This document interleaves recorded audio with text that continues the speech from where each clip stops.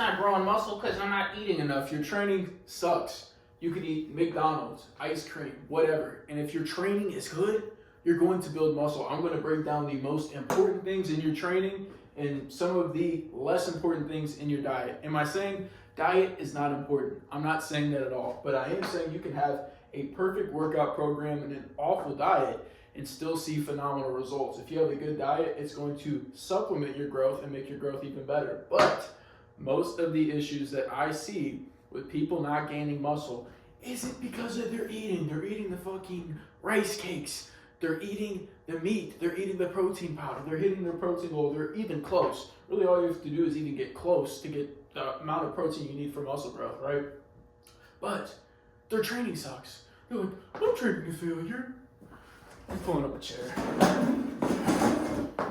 They're like, man, I'm training to failure. Or if they are, they're doing 10 sets a week per body part. You're not going to recover from 10 sets a week per body part going to failure. So that's why you're in a plateau, because you're not recovering and your body doesn't want you to continue to add weight, because they're like, dude, I can't even recover for doing 10 sets a week if you're going to actual failure. Like, think if you did 10 sets to failure on squats in a workout, that alone is going to take you days to recover from. You're doing that for every single body part, 10 sets. Yeah, it might sound like it's not that much until you do it, until your nervous system is like, there's no way I'm doing this, until you're sore every day, until you have adrenal fatigue, until you can't even wake up in the morning because you're so exhausted, right? So, how should you be training? High intensity training is first, right? You have to train to failure or close to failure. This is the most important thing, right? Because the last 5 reps approaching muscular failure is when muscle growth is going to take place. I've done the dumbass shit. I've done the high volume training. Well, Arnold did it and he's jacked. Arnold also took steroids and there are people more jacked now, right? There's better ways of training. If we looked at how they played football 50 years ago to now, like they didn't even have a fucking screen on a wide receiver play 50 years ago. You know what I mean? Things continue to evolve. And Arnold did great with what he did at his time. And does he know nothing? No. But I read the Arnold Encyclopedia when I was 16. It said, it takes 5 sets to start to stimulate muscle growth. And I closed it right there because I was like, Arnold's great, but that's bull. And he inspired me. But the last 5 reps approaching failure, you don't need to do all this nonsense, right? Train to failure in the 4 to 8 rep range. Anything more is going to cause extra nervous system fatigue. Can you do it and still see great results? Sure. Are you going to get the best results possible? No. Do you want the best results possible? I would imagine. Why else are you watching this video? I want the best results possible. That's why I train like this. All right. Now we're going to volume and frequency. Well, if we're not doing over 10 sets to failure each week, how many sets are we doing? I'm about to tell you, right? For me personally, everybody's going to be a little bit different, right? I'm more advanced, and also I stick to exercises for a long period of time.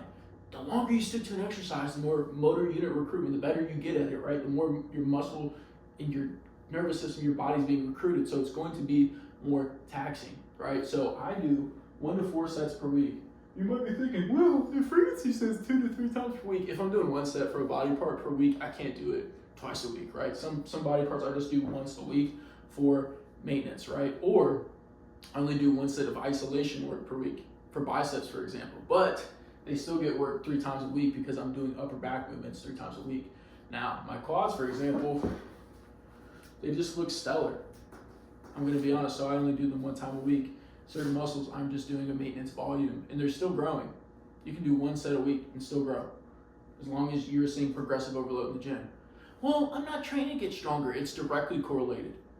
When you train to failure, the stronger you get, it's your body saying, I'm adapting to the training. Now, if you're doing heavier weight, you're jerking it all of a sudden, pause, it doesn't mean that you progressed. You just did a new technique, or you have a better leverage on the lift. If you're genuinely seeing strength increases, you're gaining muscle, because that means your muscle is adapting to the training. So do 1 to 4 sets per week. That's what I do. I'd recommend you can go up to 6. Don't do any more. And this is because you're training the muscle frequently, 2 to 3 times per week. If you're doing 1 time a week, maybe you could get away with 5 to 10 sets. But since you're doing it so frequently, you don't have any room for error. So 1 to 4 sets. If you're newer to lifting, you can do 2 to 6 sets. which a lot of you guys are probably newer to lifting, do like 2 to 6 sets per muscle. For the ones you really want to grow, like chest, for example, do 6. Exercises like muscles that already get worked in compound movements like back and chest would be your biceps and triceps. Maybe you only need 2 to 4 sets of isolation work. How much protein do you need? That's going to be next, because what contributes to muscle growth is that protein getting broken down, right? And there's so little protein that actually gets converted for muscle growth. So if you're eating 180 grams, not even close to all that is being converted into actual muscle growth. So a target you should be aiming for, everybody talks about 1 gram per pound. If you can hit it, super cool, that's awesome, but you can get great results getting 0.7 grams per pound. And I've experimented too, just with myself, to try to have super low protein, high carbs, high fats, and just see how my body reacts. And I've seen these same results in strength increases in muscle growth, but are very similar when I'm in a surplus or around maintenance. Now, what happens is I look more bloated, so it looks like I'm fatter, but I'm really not, because as soon as I eat clean for a day or two after that, super lean, everything gets flushed out. And that's how I realized it wasn't body fat from having lower amounts of protein. It was just bloating.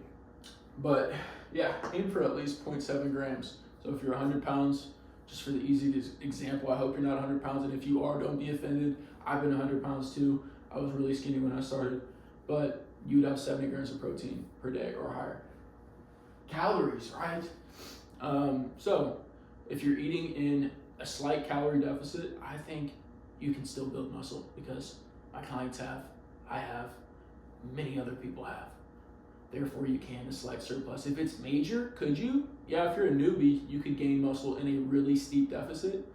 But in the later stages, it's going to be super hard to build muscle in a steep deficit. So what I recommend, if you're in a fat loss phase, you can eat slightly in a deficit and build muscle, as long as the protein gets, put into muscle growth, which a small amount only has to do that anyway.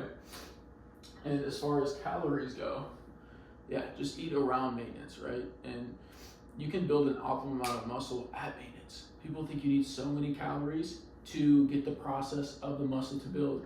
It's simply not true. All that matters is you get the stimulus in training and you get the right amount of nutrients to support muscle growth, which can be done in a deficit, it can be done at maintenance, it can be done in a slight surplus.